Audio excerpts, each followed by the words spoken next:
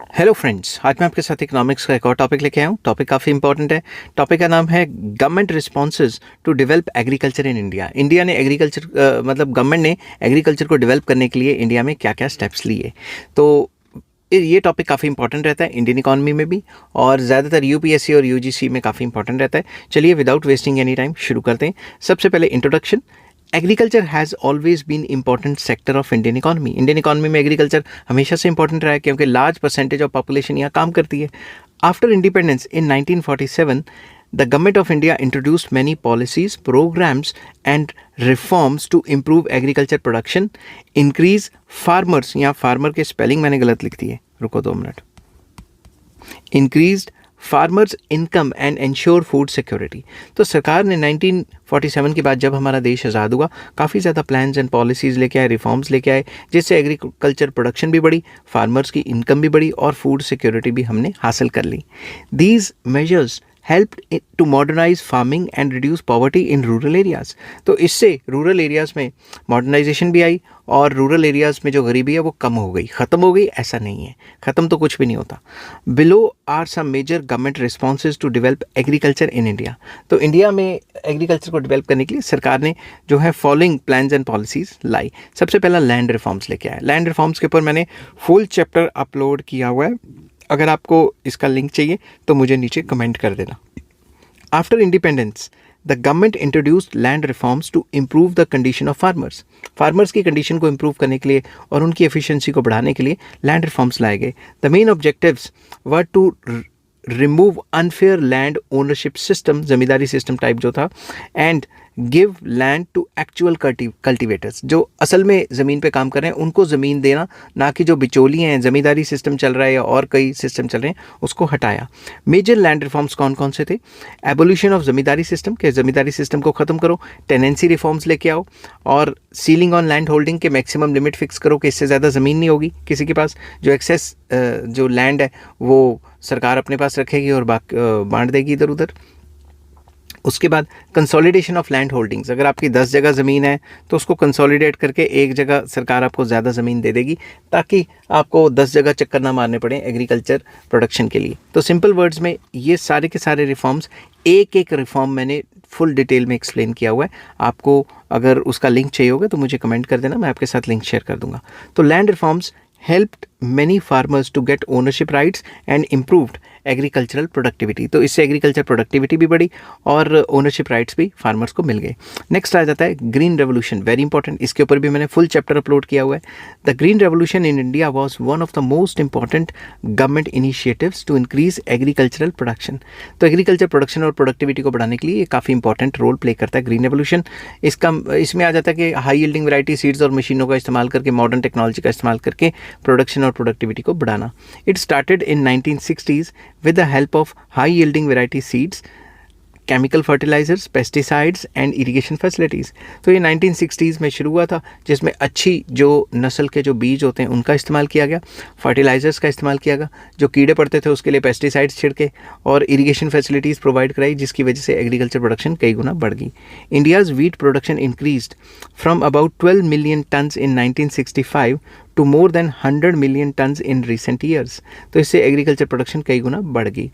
India became self sufficient in food grains. तो पहले हम फॉरेन कंट्रीज़ पे डिपेंडेंट थे फूड ग्रेन्स के लिए, मगर अब हम खुद ही उगा लेते हैं वो। Expansion of irrigation facilities, very important. The government invested heavily in irrigation projects to ensure regular water supply to farms. तो इरिगेशन के ऊपर सरकार ने काफ़ी पैसा खर्चा, इन्वेस्टमेंट की, और सरकार ने ये इंश्योर किया कि भाई लगातार जो खेत हैं उनमें पानी जाता रहे। मेजर इरिगेशन प्रोजेक्ट्स में कैनाल्स बनाए, सरकार ने ट्यूबवेल्स लगाए और डैम्स भी बनाए। तो इंपॉर्टेंट इरिगेशन प्रोजेक्ट्स में आ जाते हैं Bhakra Nangal dam, Hirakud dam, Nagarjuna Sagar dam etcetera, ये सारे एग्जांपल्स हैं। Large irrigation projects in Punjab and Haryana help farmers to grow throughout the year, क्योंकि यहाँ कनाल सिस्टम तगड़ा है तो throughout the year farmers जो हैं वो प्रोडक्शन कर सकते हैं। Irrigation increase the crop productivity and reduce dependence on monsoon. तो जितना ज़्यादा इरिगेशन फैसिलिटीज़ होंगी उतना बारिशों पे कम डिपेंडेंस रहेगी और जो इरिगेशन है उसकी प्रोडक्शन और प्रोडक्टिविटी दोनों बढ़ जाएंगी। नेक्स्ट आ जाता है introduction of agricultural credit. Agricultural loans provide किए गए ताकि किसानों को जब भी पैसे की ज़रूरत है वो कोऑपरेटिव सोसाइटी या जो रीजनल रूरल बैंक है उनसे ले सकें, बजाय इसके कि लोकल मनी लेंडर से लिए और double triple rate of interest दिया। Farmers often need money for seeds, बीज के लिए पैसे चाहिए, फर्टिलाइजर्स के लिए चाहिए, इक्विपमेंट्स के लिए चाहिए।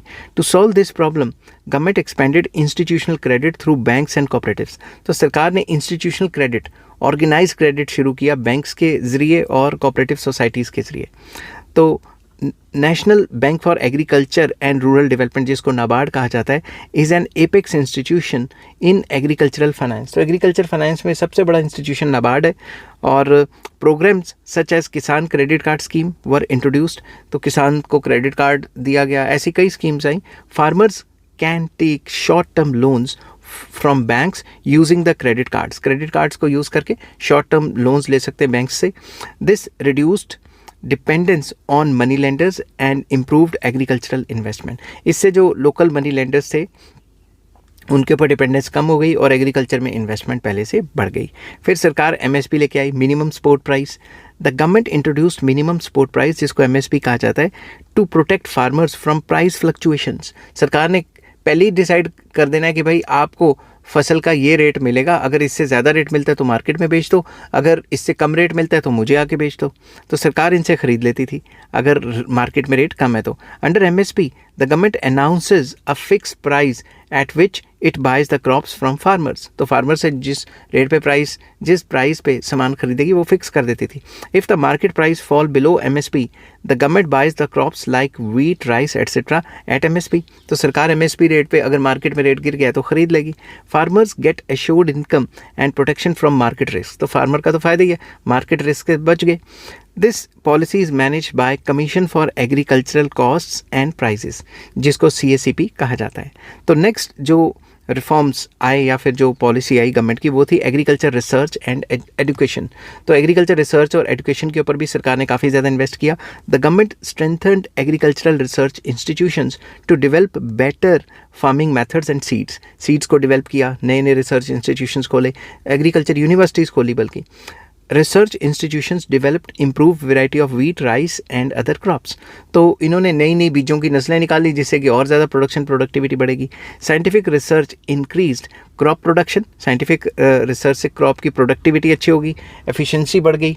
एंड इंपॉर्टेंट इंस्टीट्यूशंस जैसे कि Indian council of agricultural research, जिसको ICAR कहा जाता है, या फिर एग्रीकल्चर यूनिवर्सिटीज़ हैं, उनके ऊपर हैवीली इन्वेस्ट किया। ठीक है, तो इसके बाद क्रॉप इंश्योरेंस स्कीम्स लाई गई। क्रॉप इंश्योरेंस स्कीम्स में एग्रीकल्चर जो कर रहे थे उनको इंश्योरेंस स्कीम्स दी गई। Agriculture is risky because crops can fail हो सकती हैं ड्यू टू ड्रॉट की वजह से, या फ्लड्स की वजह से, या पेस्ट की वजह से क्रॉप तो ख़त्म हो सकती है। ये तो नेचुरल प्रोसेस है। ठीक है, to protect farmers the government introduced crop insurance schemes. तो सरकार ने क्रॉप इंश्योरेंस स्कीम्स लाई। If crops are destroyed by floods, drought, farmers receive compensation through insurance. तो सरकार इंश्योरेंस के थ्रू फार्मर्स को कंपनसेट कर देती थी कि अगर तुम्हारी फसल तबाह होगी किसी भी वजह से तो फार्मर्स को पैसा मिल जाएगा इंश्योरेंस कंपनी के through. This reduces farmers risk, financial risk, उनको फाइनेंशियल रिस्क नहीं रहा। द मेजर प्रोग्राम्स जो इसमें थे इज़ द प्रधानमंत्री फसल बीमा योजना। तो प्रधानमंत्री फसल बीमा योजना इसमें इंपॉर्टेंट एक पॉलिसी आ जाती है। नेक्स्ट आ जाता है subsidies for inputs. The government provide subsidies on important agricultural inputs, जैसे कि फर्टिलाइज़र पे सब्सिडी देना, इलेक्ट्रिसिटी पे देना, इरिगेशन पे देना और सीड्स वगैरह पे देना। तो सरकार सब्सिडीज़ प्रोवाइड करती थी।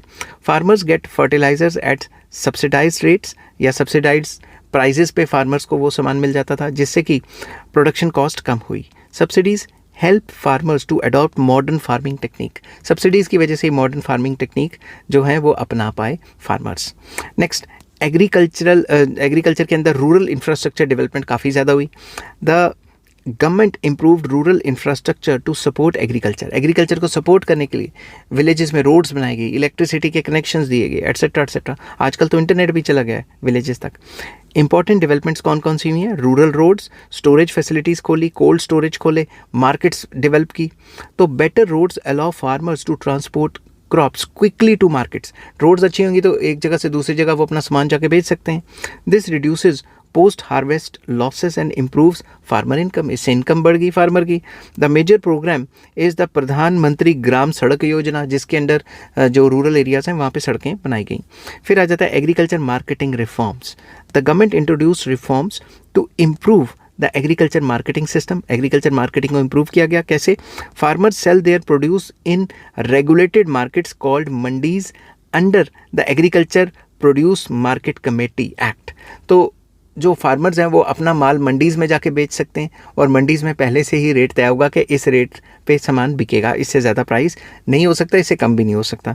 Recently digital platforms like E national agriculture market were introduced, online जो प्रोग्राम्स हैं वो लाए गए थ्रू ई नैम मतलब national agriculture market. Farmers can sell crops online to buyers across different states. Farmers get better prices and more market opportunity. तो online भी बेच सकते हैं तो उनको अपॉर्चुनिटी बढ़ गई। अब इस टॉपिक को कंक्लूड करते हैं। Since independence the government of India has taken many steps to develop the agriculture sector. Agriculture sector को डेवलप करने के लिए कई स्टेप्स लिए हैं। Policies such as land reforms लाई, ग्रीन रेवोल्यूशन लाई, इरीगेशन फैसिलिटीज़ डेवलप की, क्रेडिट फैसिलिटीज़ दी, MSP लेके आए, क्रॉप इंश्योरेंस और एग्रीकल्चर में रिसर्च की, जिसकी वजह से प्रोडक्शन कई गुना बढ़ गई और जो फार्मर्स हैं उनकी लाइवलीहुड या उनका लिविंग स्टैंडर्ड बढ़ गया। Today agriculture continues to play an important role in the economy of India by providing employment to millions of people and ensuring food security for the country. आज भी देखें तो एग्रीकल्चर काफ़ी important role play करती है, क्योंकि GDP में contribution कम है मगर कंट्रीब्यूशन है तो सही, और मेजॉरिटी ऑफ पीपल अभी भी एग्रीकल्चर सेक्टर में काम करते हैं। तो ये जॉब अपॉर्चुनिटीज़ प्रोवाइड करती है और हमें फूड सिक्योरिटी भी देती है। तो एग्रीकल्चर सेक्टर को हम इग्नोर नहीं कर सकते। आई होप ये वीडियो आपको पसंद आई होगी। अगर पसंद आती है तो please like, share and subscribe. Take care, bye bye.